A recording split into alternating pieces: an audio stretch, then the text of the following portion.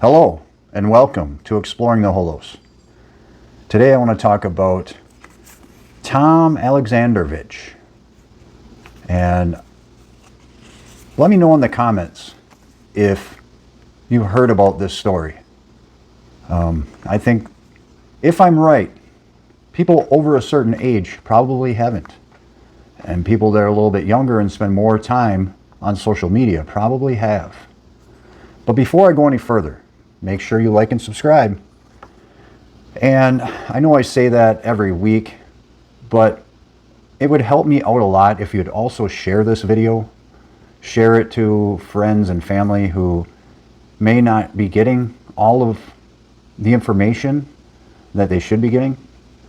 People who may be stuck in a bubble or haven't heard these concepts or theories before. If you share, it will help me. Tom Alexandrovich was attending a conference in Las Vegas, Nevada in the beginning of August.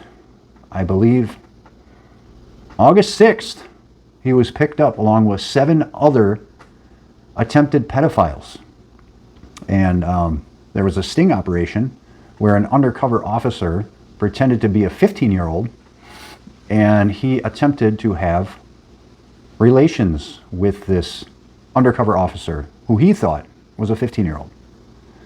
So here's a picture of him right there. And so what happened was the 7 who were American citizens, they're still being held. But Tom Alexandrovich was or is a cybersecurity government official for Israel.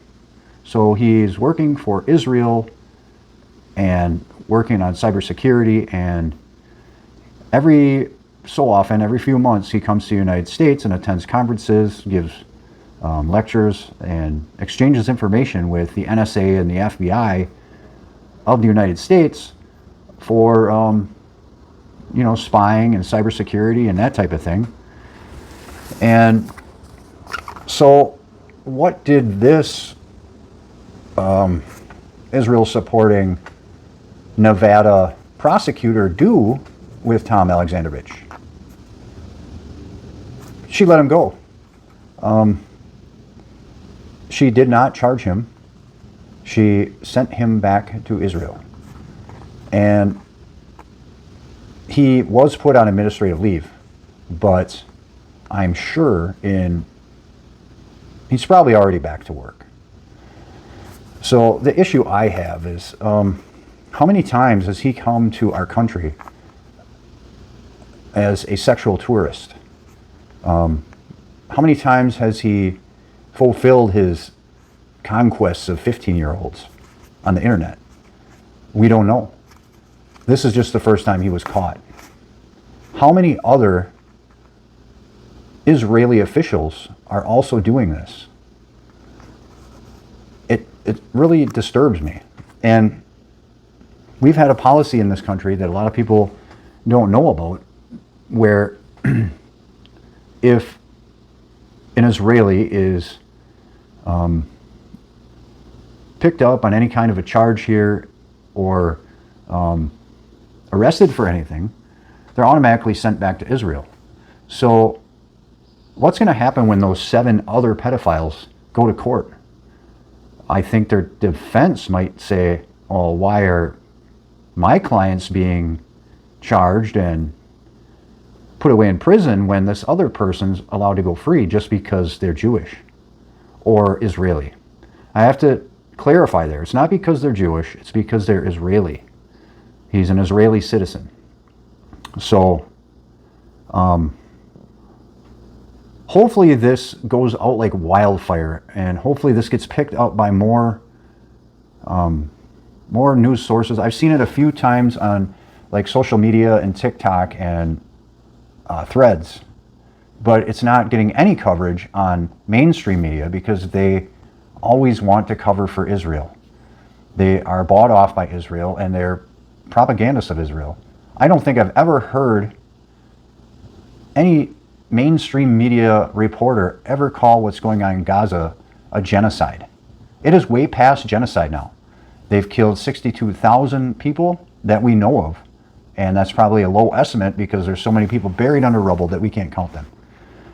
They've killed 83% of who the Israelis killed there are civilians, innocent civilians, which is higher than Hamas. Hamas, when they did their attack, only killed 67% of civilians in their attack. The percentage of the people they killed, only 67% were civilians. So I would say that Israel is far worse on that account. And when you look at Russia, what they're doing in Ukraine, only 10% of the people they killed were civilians. So, I mean, I would argue that there's more of a military fighting them, but we got to do something about our situation we have in this country that is favoring Israel and letting them get away with everything. I've heard that Ghislaine Maxwell, her father,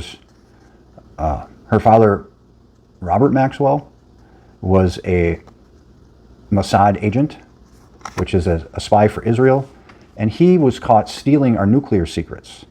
And that is why Israel has nuclear weapons. You're never going to hear mainstream media say that they have nuclear weapons, but they absolutely do. And what happened to Robert Maxwell? He was set free. And there's a theory that JFK wanted to take more serious action against Israel for stealing our secrets, and that's why he was assassinated. But I don't have any very strong proof or evidence that, I mean, that's probably just a conspiracy theory. As far as I can tell, I'm not going to say things that I haven't heard from reliable sources. So as a gift for stealing our nuclear secrets, Robert Maxwell was allowed to buy the two largest textbook publishing companies in this country that teach our kids, or they taught me, many of the textbook subjects that you learn in school. So Israel had control over what our children were learning. If you remember that we had an issue with the TikTok, and they said it had something to do with Chinese ownership or whatever, that's wrong. That is wrong. They had an issue with TikTok allowing images out of Gaza and people being informed on what was actually happening there. So now that an IDF agent has been hired to monitor the information going out of TikTok, they're allowed to keep it up and running. And you can check that out. I forgot what her name is. She's a fairly young ex-IDF soldier, and she's monitoring all the content. So don't be surprised if you put images of Gaza, or you're criticizing Israel or the IDF, if your account is banned. So I may be losing my TikTok account.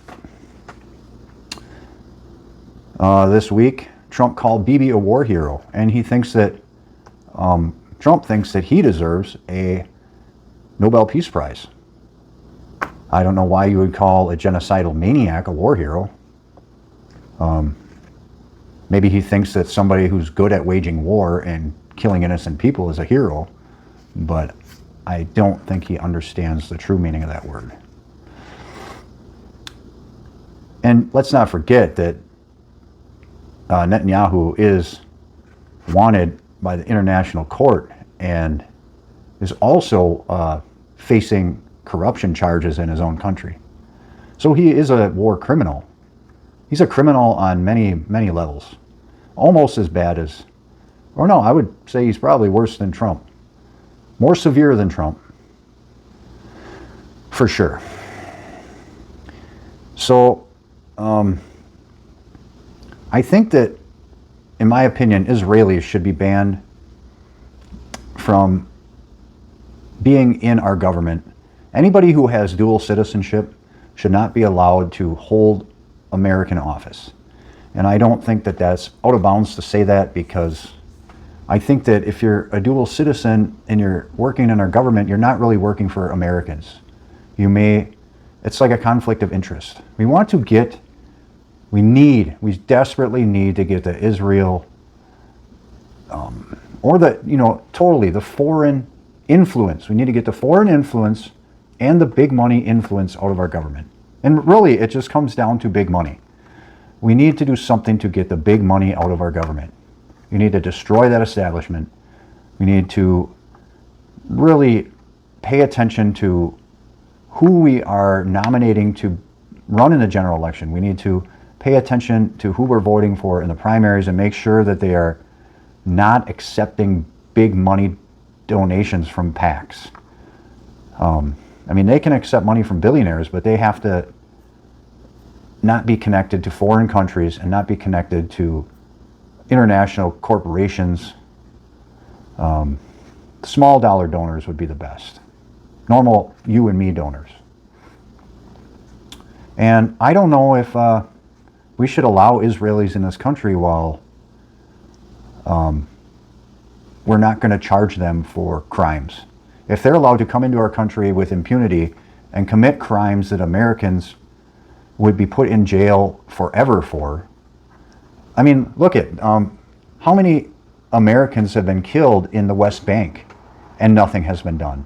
The media doesn't even cover it.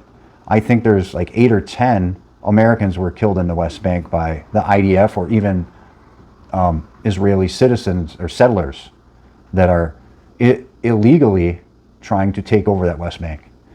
And the media doesn't want to cover the West Bank at all, because that has nothing to do with Hamas.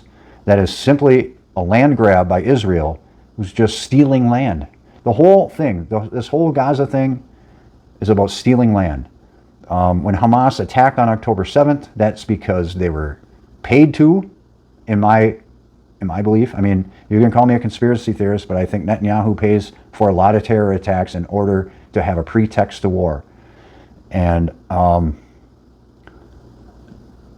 IDF soldiers have testified they were told to stand down on October 7th, and they all went to the opposite end of Israel to deal with the West Bank, and Hamas was just allowed to come right in.